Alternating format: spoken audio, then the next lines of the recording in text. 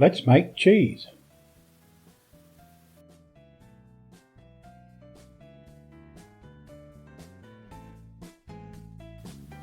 Stirring and cooking the curd. Stirring and cooking the curds helps expel whey and increase the firmness of the curds. This allows them to mat together better to form your cheese.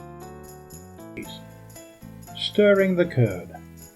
After cutting the curds, they are sometimes allowed to sit undisturbed for a period of time. Then the curds are gently stirred for a specified period of time, all while maintaining the temperature. Be gentle. Stirring too roughly will shatter the curd into tiny pieces, making your cheese too dry. Move the spoon back and forth, pushing and lifting the curd rather than side to side. Side-to-side movement of the spoon can cut the curd pieces too much. If you find a much larger piece, use the side of the spoon to cut that piece of curd.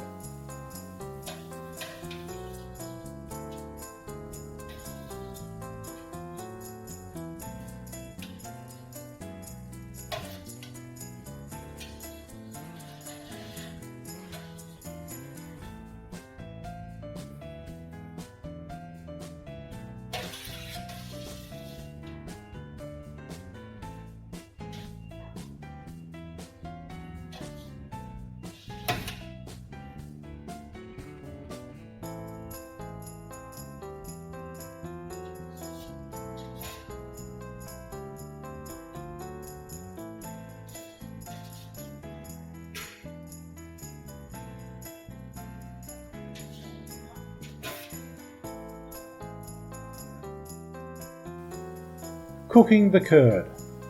Some recipes call for heating the curds in the whey.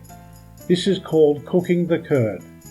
This may be as simple as increasing the temperature a few degrees as you stir the curd. However, some cheeses require more complex timing and temperature steps. Follow your cheese directions very carefully. Learn more about cheese making at greenlivingaustralia.com.au.